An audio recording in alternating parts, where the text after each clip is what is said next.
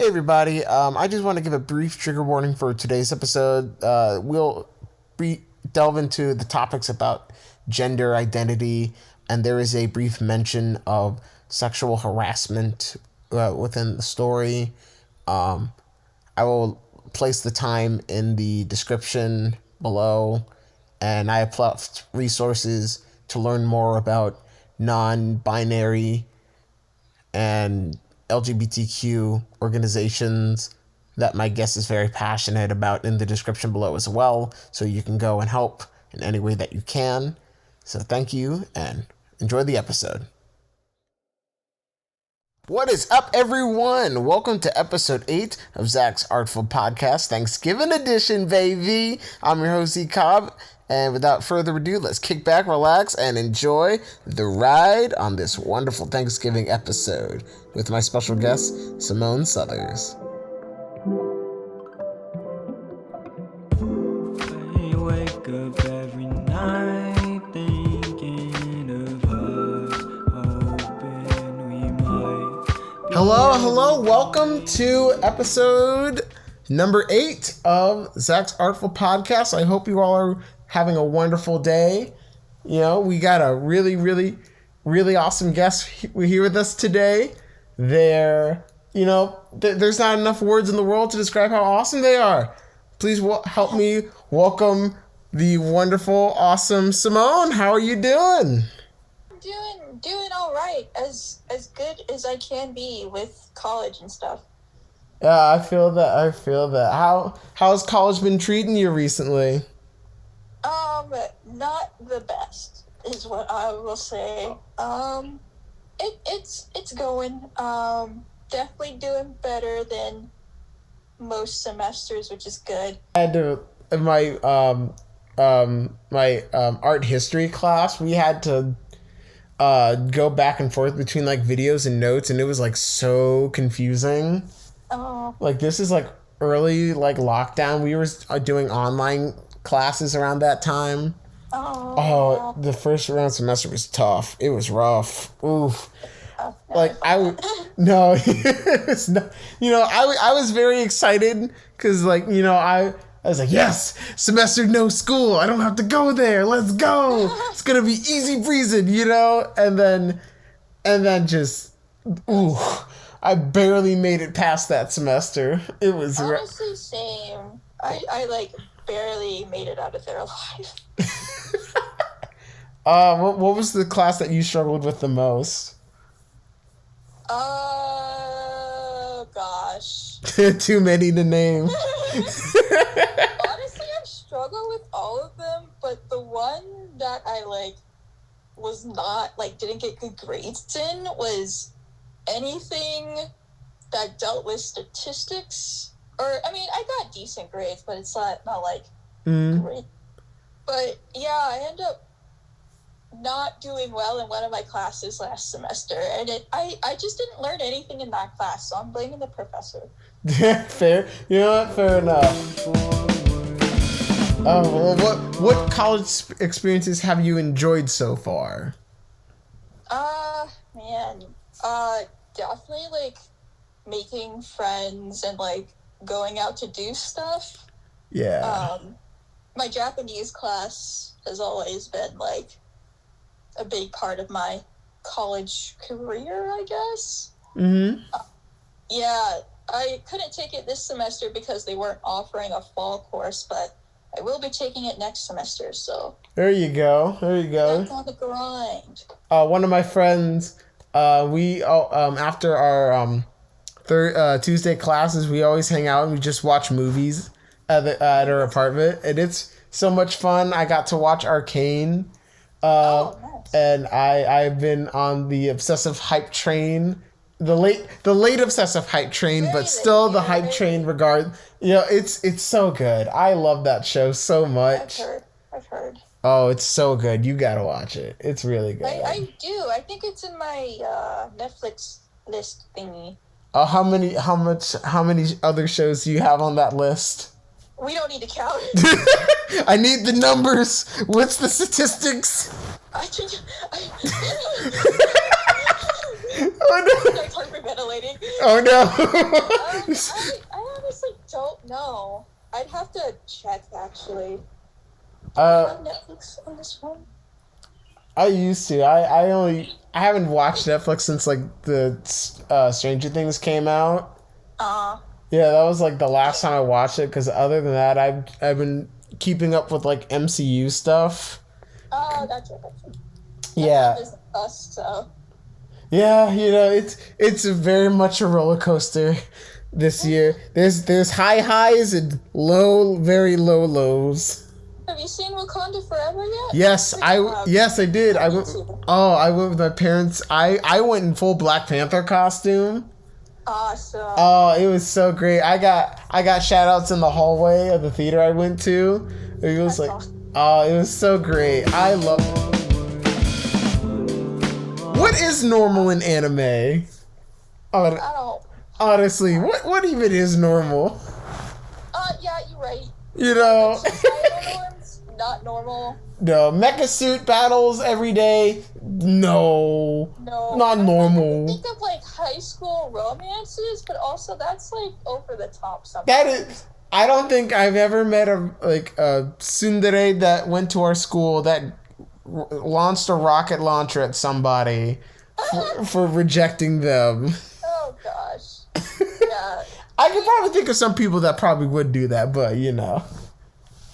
Oh man, we don't have the like narration to know that person's a tsundere though, because I mean, to the class they don't know right. unless they get close to them. I think. Yeah, you kind of start to unravel some things. Yeah. Yeah, the more layers you go into it. So what animes have you been watching recently? Spy Family. It's not a new one I've been watching, but Spy Family. Oh yeah, I've heard about that one. It is so cute. Oh my gosh. And I got one of my friends to watch it with me, and they really like it a lot. One of my college friends. Mm. They really like it. And that same friend got me watching Sasaki and Miyano, which like boys love kind of anime. Oh yes, yes. A really slow burn. Ooh, so build up romances. Yeah. Yes. One of them romances.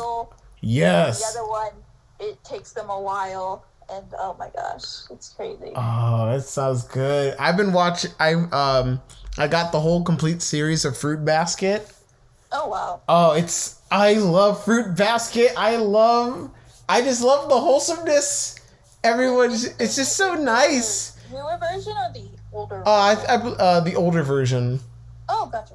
Yeah, I didn't know there was a newer version. I just kind of found it at my job in donations. It was someone's like, oh, Fruit Basket. I heard that's a pretty good show. I might check it out. And I have like, I have like volume 2 of the manga. So like I only know as much as the second chapter of it all. So, that's funny. But yes, I love it. I love the show. It's so good. I love these characters, and I love how, the comfort. It's very much a comfort show, and it'll hit you. It'll hit you in the feels a lot. Not all the time. Not all the character stories hit, but when it hits, it hits.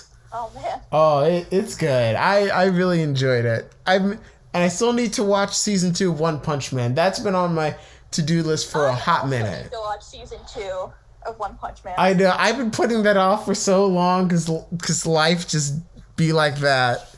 I just haven't thought about watching. Oh my gosh, the second season of Mob Psycho 100 is out or is coming out. Oh yeah. Oh my gosh, I need to get on watching that. Same. Like the whole first season within like 8 hours in one sitting. Yes, absolutely. I did a whole a whole season's binge of Assassination Classroom. Of it. Yeah. Oh, it was worth it. It was worth it. I loved it. I was another really good show I enjoyed. Oh gosh, the last episode. That hurt me so. Oh, Oh, I loved Koro Sensei. He was such a good character. I'll do, man. But he was just so lovable, and like he genuinely cared about his students. And then he's like, it's okay. And it just hits. It hits so much. They were all crying when they got on. Yes, they're all teared up about it because they know they got to do it, but they don't want to do it. Yeah. Oh man. It hits. It hits so. It hits. It really does. Oh man, it was so. That was so good. I just love. That's when you. I think that's when you know that's you're really invested in a show. It's like when when it hits, like that really shows that how invested you are in these characters. You actually feel. Yeah, that was me with Sasaki and Miyano, and like, well, nearly all not all, most of the anime that I'm like really into, I've had that feeling. So. So you are come out as non-binary, and what was that? What was that journey like for you, and like discovering? I see. Well, you want to know a little something about me, I guess. Oh, maybe a little bit. No, I've more recently came out to you, but I've been not out. Well, I've realized I'm non-binary since the start of college, so about 2 years, maybe a little later, a little earlier than that. Just the internal transphobia had not had such a grip over my heart and brain. It was a process of like trying out different ways to identify myself and like not feeling super feminine, but not super masculine. Yeah. Well, I guess a better way to explain it is I don't feel comfortable identifying as like a man, but I don't feel comfortable identifying as a woman either.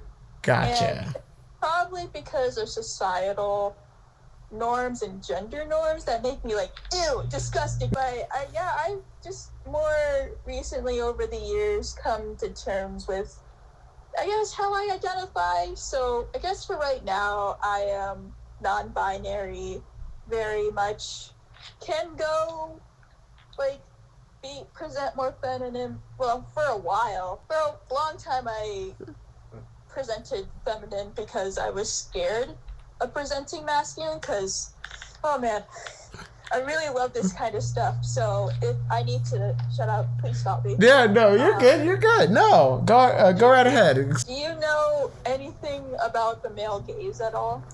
I do not. I have not heard about this. No, I think you should really look into it because I know you're doing a lot with like film and like production stuff.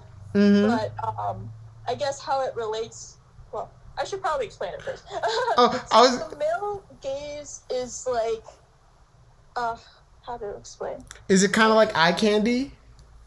No, well, it's a type of eye candy. So like Jessica Rabbit. Yes. Like the ideal sort of woman or the ideal sort of man you're quote unquote supposed to be. Yeah. That's perpetuated and manifested by primarily males or those of the male gender. And that's what's perpetuated in gender norms and like media or different like forms of media, a lot of like movies, TV shows, I guess what pops into like, well, when in like encompassing the male gaze, the ideal woman that would like the perfect woman head, is normally a fair skinned blonde, blue eyed or like a red hair.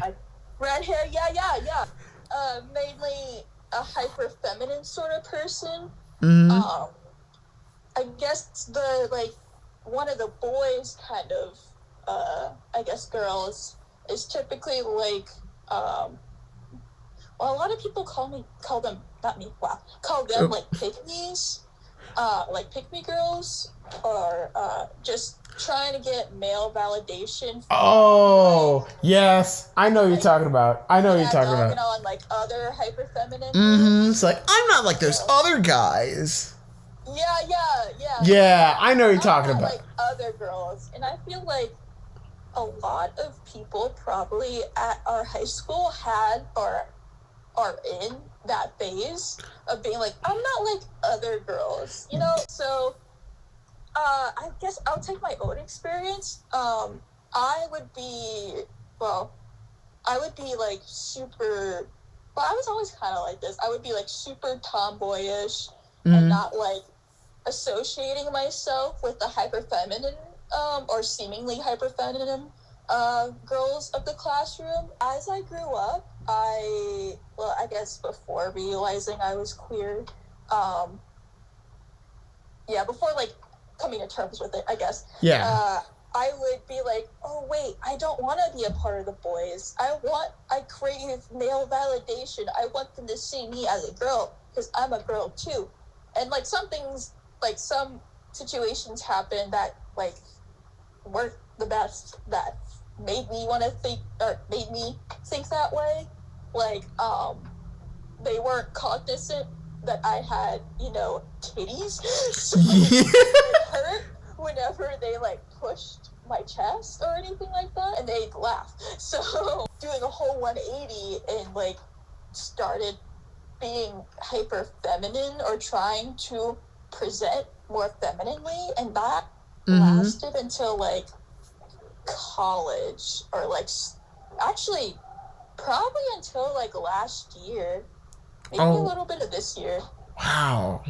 Yeah, so that was like deeply ingrained in me, and I cut my hair this year.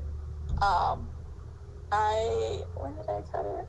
I cut it like 2 months ago, and started dressing more masculinely. So I reverted back to how I was when I was a kid, and like started presenting more masculinely, but not like participating in more quote unquote masculine stuff. Oh, I did rugby. Oh, okay. I did that my spring semester last year. That was really fun. I got to tackle people. We had like no protection or anything though. Oh, so, well. Yeah, you wore a uniform and you didn't wear any like padding or anything, or like helmets. Oh. So you would end up with like a bunch of bruises on you. These are battle scars. Yeah, pretty much. I've been stepped on. I've been, we call it stiff arming, but it's just basically like shoving with just your hand. Yeah, I guess before I ramble off more, I guess I'll end my answer there. It was a long journey of asking myself questions and reevaluating some internal beliefs I had about like women and like men in general, and just kind of figuring myself out, and if what I felt was really what I wanted to feel, or was it just how society wants me to feel. What do you feel about it? The patriarchy, I say. Yes. What advice would you give to someone who's kind of going through their own identity journey? Oh man, I honestly am still on that journey, so check back with me in like 30 years. All right, put on the to-do list. I'd say do as much research as you can mentally handle, because sometimes it can get exhausting, and just find videos about like terms you're curious about on like YouTube, and have an open mind to whatever comes to you, because I know I didn't for a good part of the time. So I think the process would have been better if I had been more open-minded about gender Yeah. stuff. Oh, another thing about like gender stuff being, we're both black, obviously. Just the gender norms within our culture is also what like prevented me to like realize who I was, or like would disregard who I am hoping I am meant to be. So that's another thing. There's a lot of intersections going on here. Yeah. Anything. Yeah, they call it a lifestyle, and that's like kind of the worst part because I didn't really choose. Right, I choose to be the way that I am. Oh, I'd absolutely be that like extra person in church that just whenever the organ starts going crazy, just gets up and starts dancing. Oh man. It'd be so much fun. We had a conga line at my church, one of the churches I go to. Oh my god, you're always the one to start the conga. Hey, no, I didn't start it. It was like a teen program thing they were doing at that day. No. At like school dances. Oh. Yeah. Oh, yeah. Absolutely. You're always the person to start them. Sorry, I like switched. Yeah, that was a smoother transition than earlier. Maybe that should be a podcast. There you go. Welcome back to the podcast. Simone's Art-Ful podcast. It's all yours now. Mine. The show is mine. The show is mine now. It's my show. Let's talk about K-pop. Okay, listen. So the thing about K-pop, right? I'm not. All right, let me educate me. You're gonna educate me on the K-pops. Okay. First of all, I only got into K-pop this year because of my ex, right? I wanted to impress her. Oh, okay. So I listened to K-pop, and then she broke up with me. So I stayed away from K-pop for a while, for like 2 days, and then it came on randomly. I was like, okay, I guess I could vibe. I just won't try to associate it with her. Few hours. I started using it to cope. Just gone through the heartbreak. Then, like a few months later, just posting stories of K-pop members on your story. You know what? Leave it. It's how I cope. I gotta go maniac. Maniac. I think you would really like a couple of Stray Kids' songs, though. Okay. But I don't know if you're really into K-pop. I listened to there was one group I listened to called Big Bang. Yeah, I've heard of them. Yes, I heard Bad Boy, like the song they did, Bad Boy. Yeah, that song slaps. So it's so good. I like that one. It's Did like Boys Go Bad? Is that the song? No, Bad Boy. It's called Bad Boy. Yeah, no. I've been hearing BTS a whole bunch during lock-in. Dynamite was playing everywhere at my job. Yeah, so Christian bought an Oculus like a week ago, I think, at this point. Mm-hmm. And there's like a BTS like sound pack or Of course there is. Yeah, and I was like, oh, that looks cool. And he was like, yeah, you can buy it if you want. I was like, nah, I'm not really into BTS. He was like, oh, okay. And then like 2 days later, he comes up to me and he's like, Simone. I was like, what? He goes, I bought the BTS pack. I was like, what? And he's like, I got all the songs that. Christian is in the army now. That's funny. Oh, yes, I Sorry, I didn't specify the game. I was figuring I thought it was BTS because I know they had I just didn't provide any context. no other game, just random BTS game on Oculus Rift. Random BTS music. Who was your favorite turtle? I know you've liked them for a really long time, but I don't think I can probably guess your favorite turtle, but I don't think I know. I want to see you guess. I want to see you try and guess it. Leonardo. Ding ding ding! Yes. Okay, yeah. You just seemed like a personality type to like Leo. Oh, thank you. I don't know if that was a compliment. I feel like I'll take it. I'm taking it as a compliment. No, yeah, you should. Yeah, I told you my favorite though. Who is your favorite? Guess. Michelangelo. Yeah. Yeah, I guess. I was gonna say Mikey's generally like the fan favorite turtle. Oh yeah. That's Yeah, so I figured you. I almost went with the Donatello one, but like I don't know. I feel like too predictable. I'm gonna guess Michelangelo. I'm gonna guess Mike. Oh, okay, that's fair. Yeah, Donatello is. Donnie's a close second for me. Donnie's recently have been my close second favorite turtles, especially on the 2012 show and Rise is Donnie. Gosh, I love the 2012 show. Oh, it's so good. I love the 2012 show. That one made me a Turtles fan. It also made me a Turtles fan, man. Yeah, I love that show so much. It's so good. Oh man, I definitely haven't finished it, but I have all the seasons on D. Oh, it's weird. They were released weirdly. So like I have the first two seasons, and then like the rest of the show broken up on individual DVDs. Oh. So it was a weird process of trying to like track down every single episode and making sure I had them all in like correct order of like in the timeline.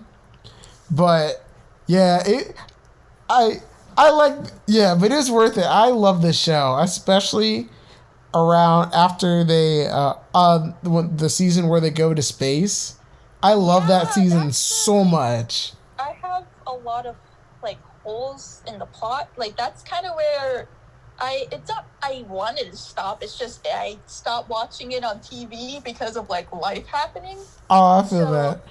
I just a lot of stuff happens in that. It was hard to keep track of it. I'm sure. Oh, it like some days it moves to Saturday, then it's Sunday, and then they moved it to Nicktoons afterwards, where all their other shows go to die. Oh. Yeah, it was so hard trying to keep up with this show, but especially like around when they did the like the Tales of the TMNT season, where like it was a bunch of individual like standalone stories that they did. Yeah, I did enjoy that one, but it was hard to like keep up with each individual episode because like some would premiere on different days and then different times, and then don't know which one is part of the main series timeline, which one is like a standalone thing. Oh, yeah, it was hard to keep track up with, but I will definitely say this version had the best crossover out of had a better crossover with like the 80s cartoon Turtles, better than the 03 version did. Like for one, they actually got the original voice actors from the show. The 2012 did. They got them back where the 2003 show, when they had their movie Turtles Forever. That one was awesome. Yeah, I enjoyed it. I kind of felt like they made the 80s Turtles look too goofy and too silly. It was like they were silly, but like they generally took things pretty seriously. Not everything was a joke to them. Especially during like Am I a joke to you? Yes. Yeah, dude. Check out the lamos with the initials on the buckles. How lame can a turtle get? Am I right?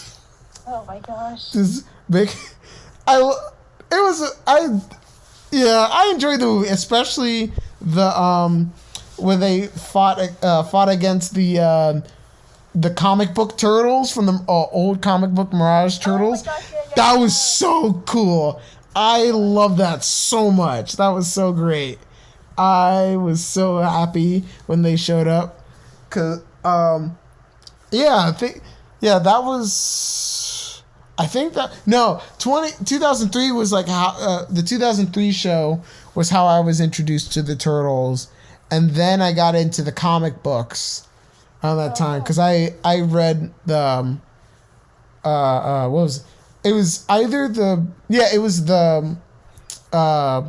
IDW current going IDW comics one, which is great, by the way. I highly recommend that run. It's so good.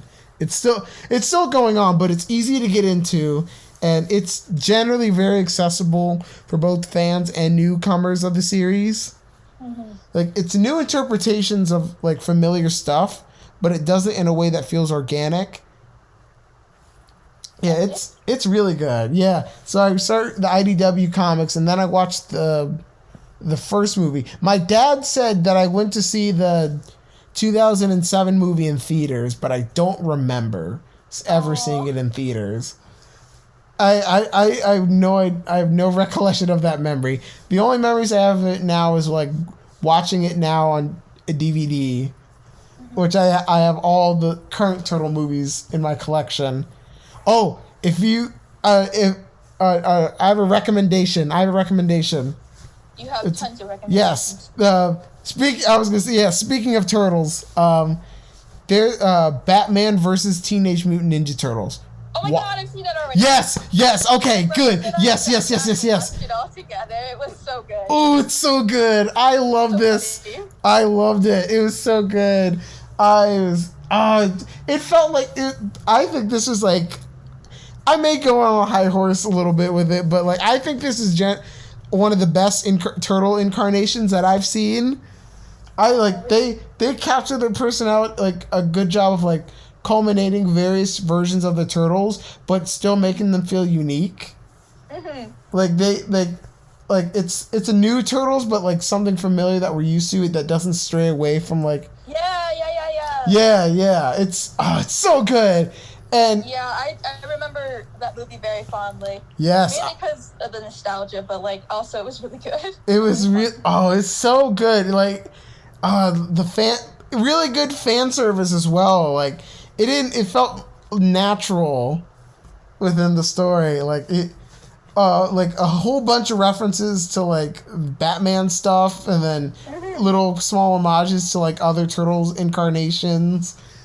Like it's so good. I hope hopefully they'll do a sequel to it. Oh man. But I don't know, the stuff going on with Viacom's platforms. I don't know. Hopefully, maybe, possibly. Keep my fingers crossed. It's like the Turtles isn't DC though, right? No, they're currently IDW. They were they're currently IDW. They're owned by Viacom. Batman's Warner Brothers. Make that happen? I mean, I don't know. Warner Brothers is having their own problems with their streaming services, and then Paramount Plus that's still a thing. So I don't know. Maybe I'll keep my fingers crossed on it. But I won't be like blindly optimistic. I'm hopeful. I'm hopeful that they will. I'm not optimistic at all. Oh, they. It's like, nope, it'll never happen. It's done. No. It was one and done. No more. One and done. Sometimes it just has to be. It is what it is. It happened, then it will never happen again. Exactly. Well, that about does it for this episode. Thank you so much, Simone, for being on here. Is there anything else you wanted to promote? Any socials that people will find you at, or? Don't find me. Good. Okay, great. I guess you can follow my Instagram at sim.south02. That is my main. And that's really it, I guess. I don't got anything going on. I'm just doing my own little thing. I feel that. Well, thank you again so much for being on this episode. I really appreciate it. Yeah, no problem. And to you, wonderful audience, thank you so much for listening to this wonderful episode. Hope that you take something in. So, hope that you have a wonderful, wonderful Thanksgiving. Hope that this one gives you good vibes. And yeah, the big holiday episode right here. Yay! Yes. So thank you all so much for listening. If you guys like this, make sure you hit that like button, leave a comment, subscribe, stay tuned for more episodes coming your way. Have a good day. Live, laugh, love. And this is Zach's Art-Ful Podcast. I'm your host, Zach Cobb, and I'll see you next time.